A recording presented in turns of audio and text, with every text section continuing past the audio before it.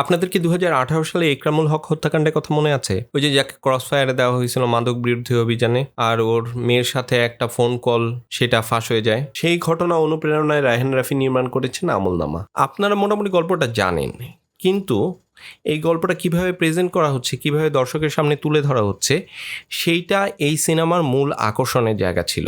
পরিচালক এখানে এই হত্যাকাণ্ডের সাথে যুক্ত যে মোরাল কনফ্লিক্টটা সেইটাকে তুলে ধরেছেন। দেখেন, আমাদের দেশের মানুষরা কিন্তু আইন নিজের হাতে তুলে নিতে পছন্দ করে। মানে আইন ব্যবস্থা খুব ভালো মতো কাজ করে না বলে দেখা যায় যে মানুষই অপরাধের বিচার করতেছে।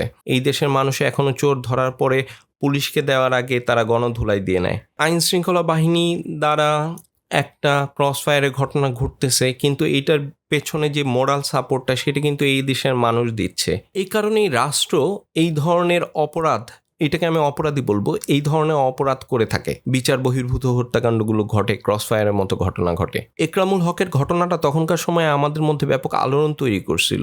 মেয়ের সাথে যে কথা বলার কল রেকর্ডটা সেটা ফাঁস হয়ে গেছিল। সেটা যদি ফাঁস না হইতো তাইলে কি হইতো? আমাদের মধ্যে কোনো অনুভূতিও তৈরি হতো না। এই ব্যাপারটা মানুষের চোখের আড়ালে পড়ে যেত। নয়তো ক্রস ফায়ার ঘটনা তো অহরহ আমাদের দেশে হয়েছে। ক্রস ফায়ার দিয়ে মারা হচ্ছে একটা ট্রেন্ডই চালু হয়ে গেছিল। আমাদের যে রাষ্ট্রের যে নিরাপত্তা বাহিনী, তারা অপরাধ দমন করার একটা সহজ উপায় হিসেবে ক্রস ফায়ারকে বেছে নেয়। একটা অন্যায়কে দমন করার জন্য আপনি আরেকটা অন্যায় করছেন, আপনি যে অন্যায়টা করতেছেন তার বিচারটা কেমন করে হচ্ছে। এইখানে পরিচালক দেখিয়েছেন যে এই বিচারটা আসলে আল্লাহ করে দিচ্ছে। আল্লাহ তোমার কাছে বিচার দিলেন।